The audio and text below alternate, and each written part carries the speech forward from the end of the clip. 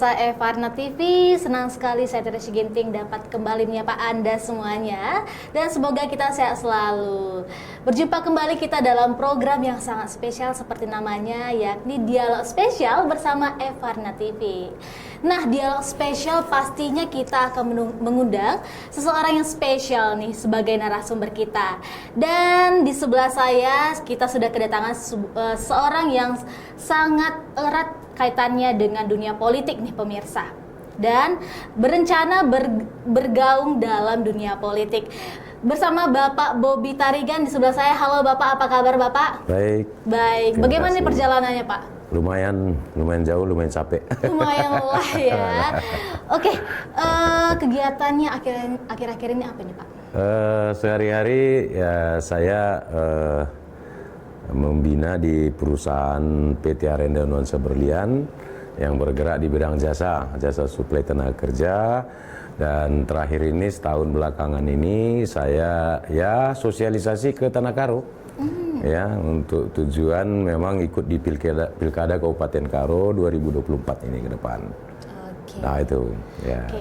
Mungkin beberapa masyarakat atau penonton Evarna TV ini belum tahu nih sosok Bobi Tarigan nih pemirsa ya, Bapak ya. Boleh jelaskan nih dari mana asalnya, sekolahnya, terus pendidikannya gitu Pak. Ya, jadi asal saya dari desa Kutambelin. Dulu disebut Betong juga sampai sekarang, dan Simpang Kriahan juga ada namanya, Kecamatan Juhar. Ya, jadi saya SD di Simpang Kriahan. Ya, setelah SD masuk SMP di Tiga Binanga, SMP di Negeri Tiga Binanga, dilanjut ke SMA Negeri Tiga Binanga. Jadi setelah dari SMA Negeri Tiga Binanga, saya lanjut ke Institut Pertanian Bogor di tahun 92 ya. Jadi basic ilmu saya adalah pertanian. Pertanian? Ya, pertanian. Nah, terus saya 15 tahun di perusahaan farmasi, dilanjut 3 tahun di perusahaan Consumer Good, ya. Nah, jadi ya udah ada 4 perusahaan lah saya lewatin. Nah, gitu. Berarti selama berkarir ya Pak sudah banyak macam-macam nih, lulusan pertanian, ya, kerja di perusahaan farmasi nih. Iya, betul. Semua nih dijalani oleh sosok Bapak Bobi Tarigan ini ya pemirsa. Ya, betul. Oke. Berarti Bapak dari lahir ini merupakan putra Karo nih Pak? Ya, saya asli putra Karo, lahir di Karo sampai SMA. Selanjutnya ya berkarir. Nah, sekarang punya usaha sendiri namanya PT Arenda Nuansa Berlian yang bergerak di bidang jasa yang sudah beroperasi sekitar 8 tahun. 8 tahun. Ya. Baik, ini tadi di awal saya sudah bilang bahwa Bapak Bobi Tarigan ini sangat mau mencalonkan diri sebagai kepala daerah di Kabupaten Karo nih pemirsa. Kenapa sih Bapak tertarik dengan dunia politik dan mencalonkan diri sebagai kepala daerahnya? Ya, ketertarikan saya berawal dari kondisi saya lihat kondisi di Tanah Karo pada tahun 2022. 2022 itu kondisi di kampung saya sendiri itu susah pupuk, ya, susah benih jagung, ya juga terkait dengan kampung-kampung yang lain, saya lihat hampir sama lah permasalahannya. Jadi waktu itu saya langsung beli nih pupuk 1 kontainer dari Jawa Timur. Dari Jawa Timur itu seminggu habis. Nah, artinya seorang Bobi Tarigan pengusaha kecil bisa gitu loh menyediakan pupuk. Kenapa pemerintah nih, Pemda nih kok nggak bisa? Nah, artinya atas kasihan. Jadi makanya saya berniat, ya udah deh, saya bupati sekali deh kalau gitu. Nah, gitu aja, simpel aja. Simpel ya, ternyata alasannya. Ya. Dari perhatian Bapak Bobi Tarigan ini terhadap masalah pupuk, kekurangan pupuk di desa Bapak sendiri ya, dan benih juga. Jadi Bapak berkeinginan untuk memimpin daerah Bapak sendiri maju di bidang pertanian. Betul. Emang kayak mana nih Pak pertanian di desa Karo, khususnya apalagi di desa Bapak? Kalau pertanian di Kabupaten Karo secara umum memang terutama di kampung kelahiran saya itu masih otodidak. Ya, otodidak artinya warga petani itu belajar dari petani-petani yang sukses.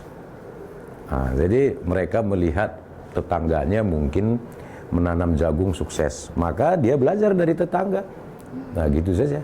Nah, jadi sebenarnya di Karo ini pertaniannya masih gaya tradisional, ya, belum modern. Nah, itu yang mau saya bangun. Nah, terutama di petani itu sebenarnya permasalahannya simpel, ya, pengadaan kebutuhan pertanian seperti alat-alat pengolahan tanah, traktor, ya kalau bisa traktornya sekarang yang sudah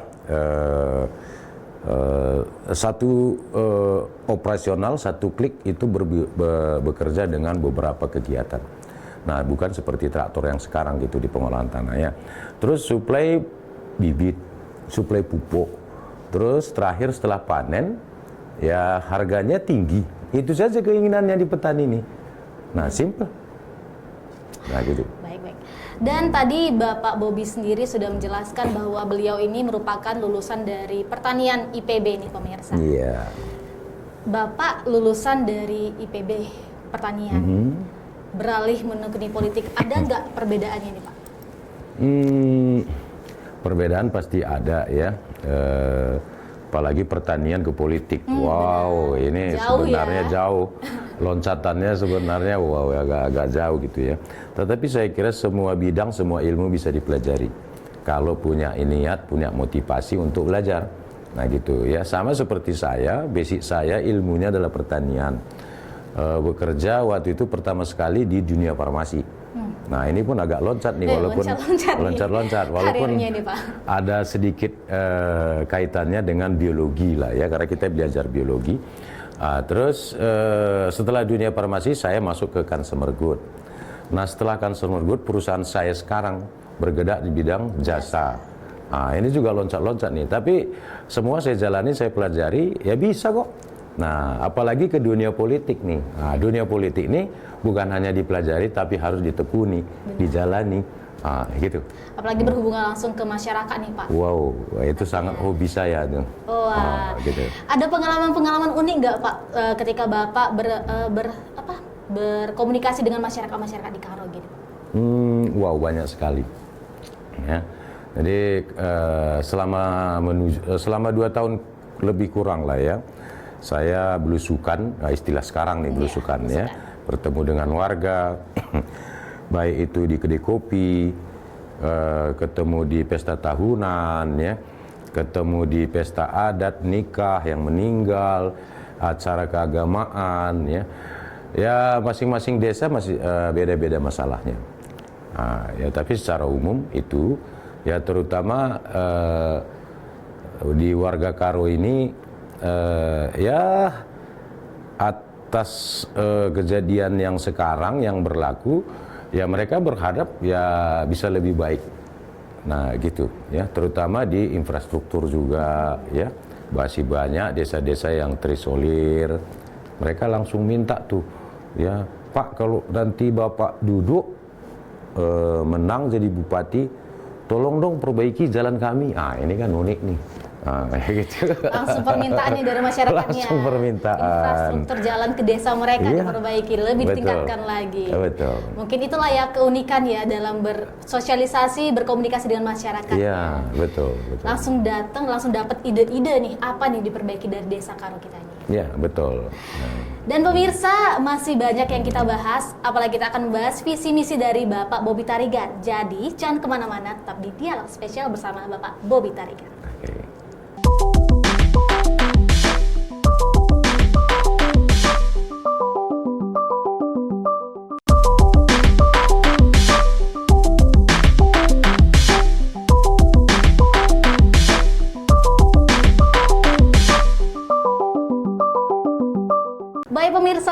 Karena TV kembali lagi bersama saya Teresy Ginting, tentunya masih dengan dialog spesial bersama Bapak Bobby Tarigan.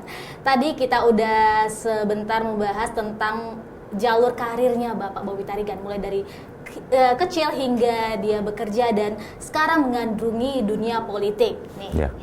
Nah Pak, dari Bapak mencalonkan sebagai Bupati Karo nih, tentunya ada visi misinya. Ya.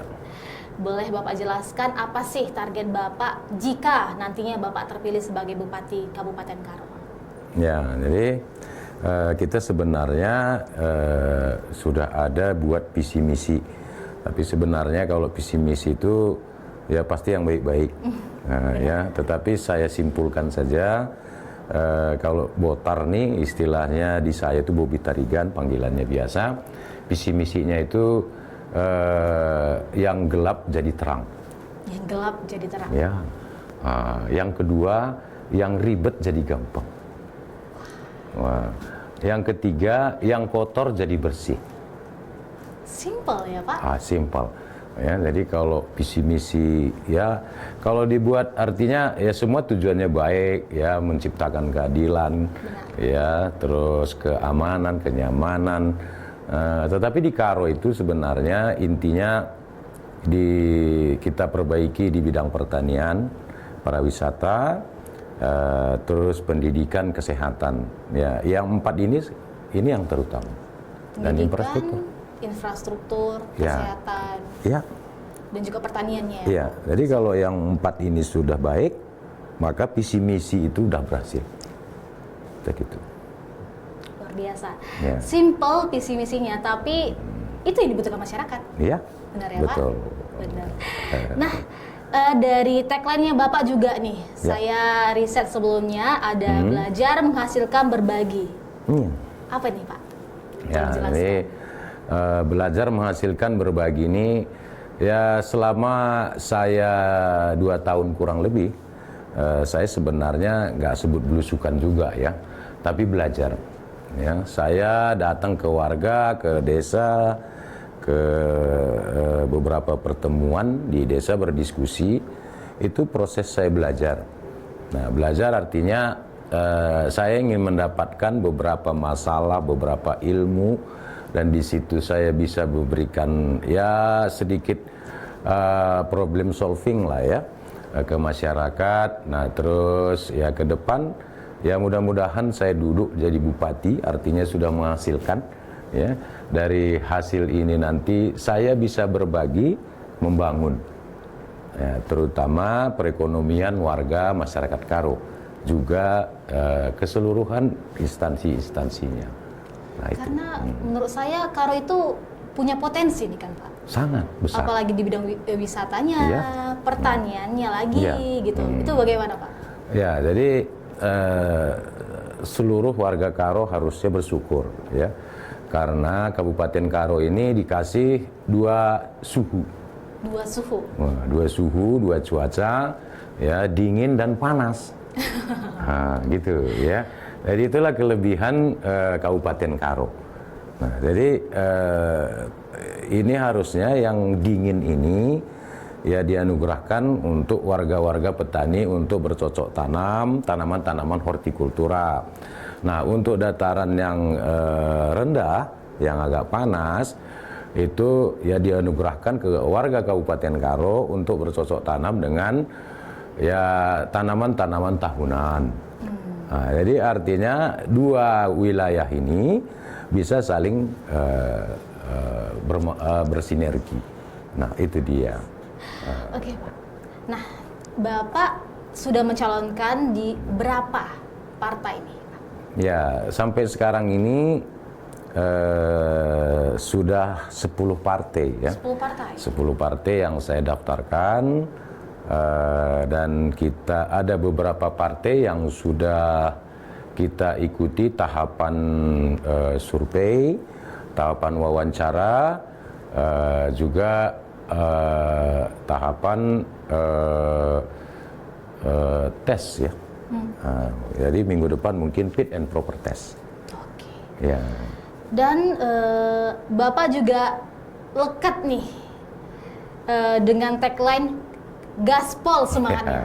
Ya. Itu kenapa ini Bapak menggaungkan gaspol semangatnya ini? Ya, jadi untuk satu cita-cita ya dari dulu saya sistemnya adalah gaspol, artinya saya totally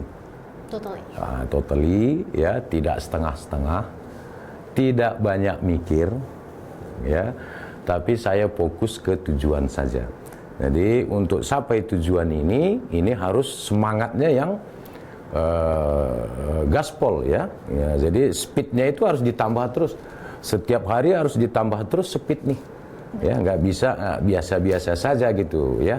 Jadi untuk mencapai satu target, karena lama saya di dunia marketing di farmasi ya. Nah itu harus gaspol dan semangatnya serius dan jangan setengah-setengah. Benar sekali. Nah itu dia. Dan Pak, di sini saya ingin bertanya nih, karena ya setiap wilayah pastinya punya masalah dan problemnya masing-masing ya. Ya. Dan baru-baru ini, nggak baru-baru ini juga sih, sering terdengar bahwa di Desa Karo, khususnya di bagian wisatanya nih Pak, Ya. sering terjadi pungli nih. Ya. Walaupun sudah banyak petugas atau aparat yang mengamankan daerah tersebut, tapi tetap saja pungli-pungli kurang nih. Selalu aja ada di tempat tersebut. Itu bagaimana Pak? Ya, jadi seperti kita, ya saya kira bukan rahasia lagi ya, ini sebenarnya sekarang sudah viral gitu ya. Wisata di Kabupaten Karo ini beberapa lokasi itu memang sudah sepi ya, karena itu tadi ya, banyak pungli ya, terus penentuan harga di lokasi wisata itu ya amburadul ya, sampai katanya harga kopi satu gelas tuh bisa sampai 35.000 gitu ya. Jadi ya mungkin ini yang membuat wisata orang-orang yang mau berwisata ke situ mikir 10 kali gitu ya, mungkin mencari tempat wisata yang lain jadinya gitu. Nah itu nanti ya, kalau nanti misalnya saya duduk jadi bupati, kita doain lah ya, amin ya, itu menjadi tugas saya. Sebenarnya gampang sih ya, untuk membuat wisata itu jadi rame, itu gampang ya. Nah salah satu ketertarikan wisatawan itu murah. Murah.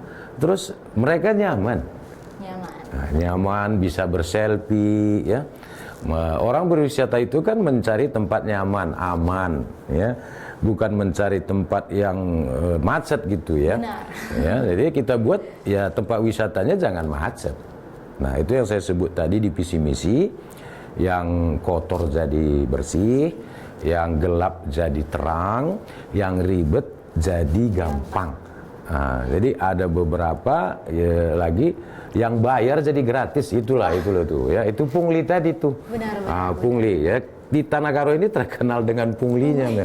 Ya saya merasa risih juga ya sebagai orang Karo saya, tapi bukan orang Karo itu bukan preman gitu ya. Ya saya jamin Tanah Karo itu oknum nakal ini karena mungkin ada sistem pembiaran itu sebenarnya ya, kita nggak usah suzon, ada sistem pembiaran. Nah gitu. Seru sekali pemirsa FR TV pembahasan kita dengan Bapak Bobby Tarigan. Ya. Banyak sekali yang kita bahas, apalagi khususnya daerah Karo nih pemirsa. Nah warga Karo ini denger nih, banyak sekali yang kita bahas dan juga banyak sekali misi-misi dari Bapak Bobby Tarigan yang tadi kita Bapak Bobby Tarigan setelah paparkan ya. Dan kita masih akan membahas lebih lagi bagaimana visi misi dari Bapak Bobby Tarigan. Jadi jangan kemana-mana, tetap di Dialog Spesial FR TV.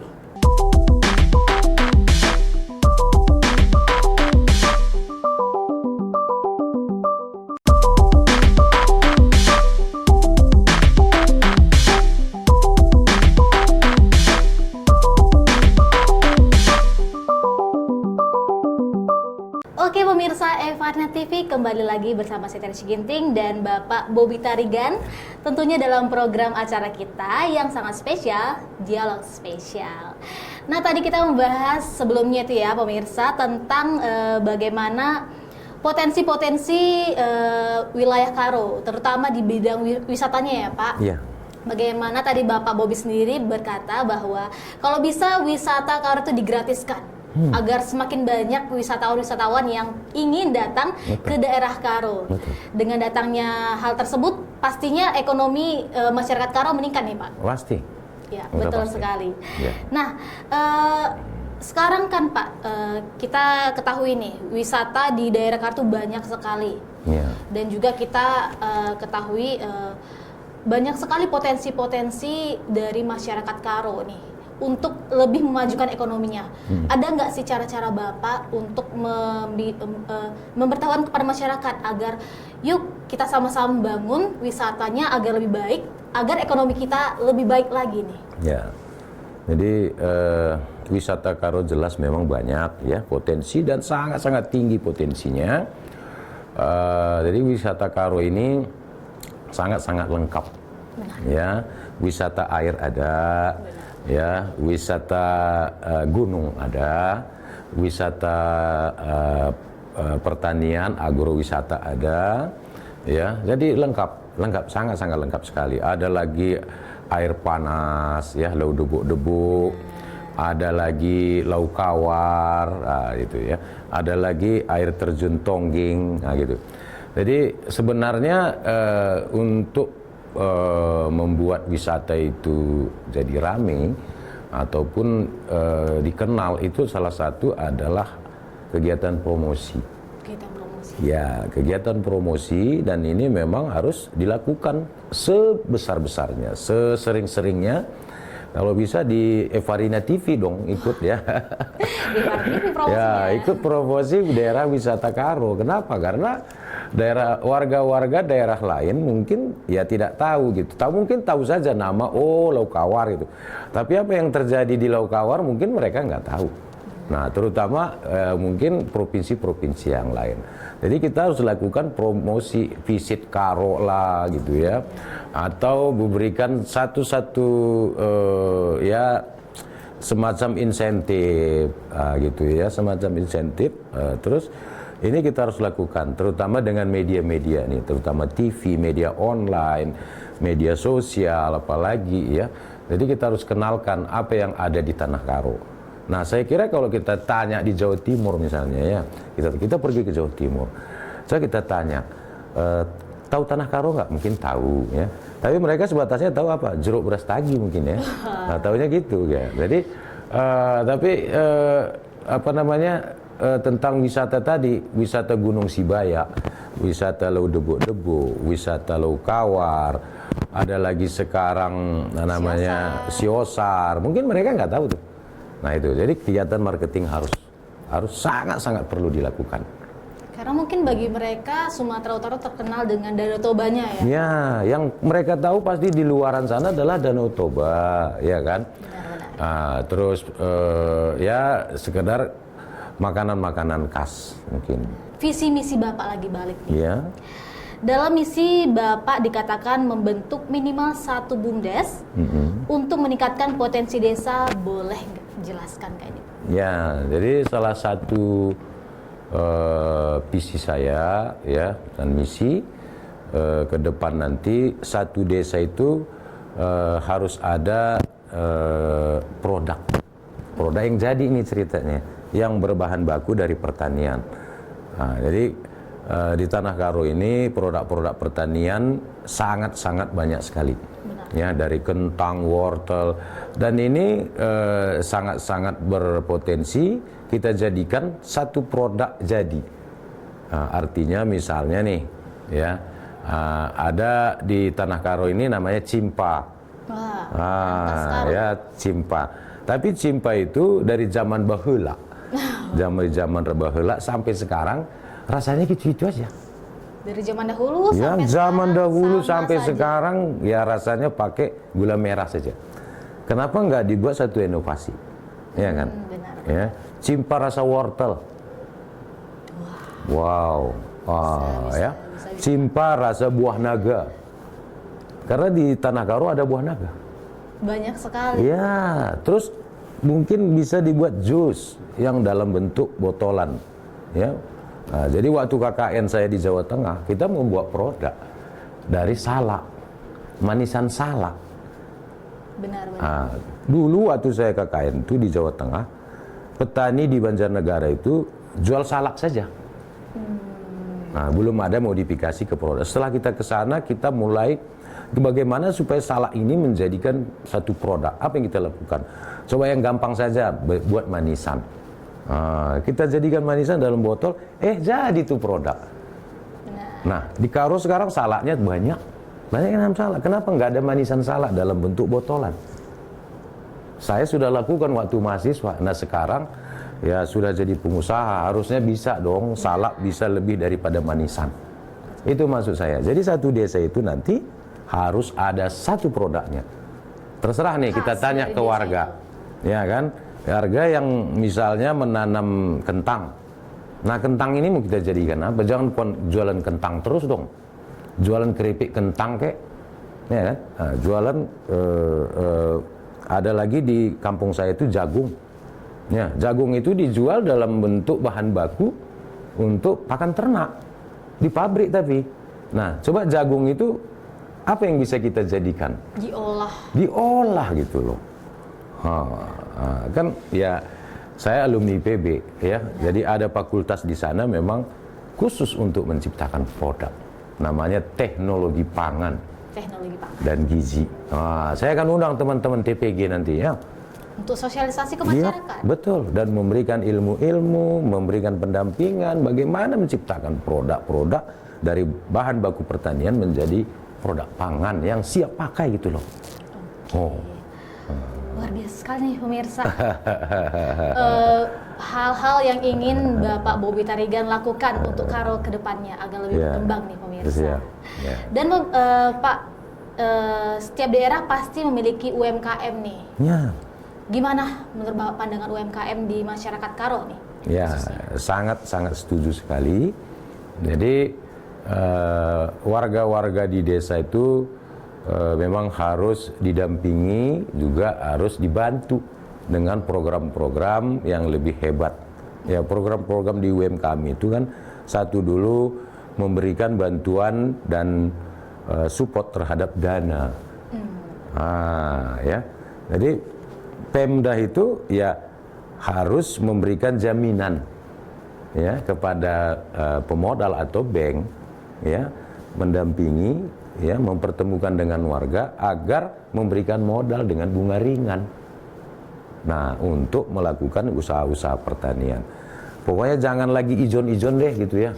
Nanam jagung minjam dulu ke gudang pupuk gitu ya, ke gudang jagung. Ya itu kalau bisa ke depan jangan lagi. Pemerintah harus ikut di situ. Ya, intervensi pemerintah tuh. Ya jangan sampai petani itu begitu panen ya, yang dibawa pulang bukan uang, bukan sisa, bukan keuntungan, tetapi apa? Goni plastik bekas tok. Ya itu benar sekali. Ya, dan apalagi sekarang ini kita tidak pungkiri nih Pak, di zaman sekarang ini banyak dipenuhi dengan Gen Z atau generasi muda sekarang ini. Gimana cara Bapak untuk membuat generasi muda sekarang ikut membangun Kabupaten Karo agar semakin maju nih Pak? Ya, jadi kalau kemarin-kemarin generasi milenial, sekarang udah Gen Z ya. Nah, kita sekarang saya lakukan untuk Gen Z ini, kita berikan beberapa fasilitas olahraga ya, alat olahraga, bola voli ya, kita lakukan kompetisi catur, kompetisi sepak bola, kompetisi bola voli ya. Itu kita lakukan supaya generasi-generasi Z ini dan generasi milenial mempunyai kegiatan ya di luar sekolah, di setelah kuliah ya. Jadi saya berharap generasi-generasi Z ini juga nggak mesti harus ya 100% ikut di pembangunan, karena memang harus mendapatkan mencapai cita-citanya dulu nih masing-masing ya kan. Tetapi kita harus berikan support, jaminan supaya mereka tidak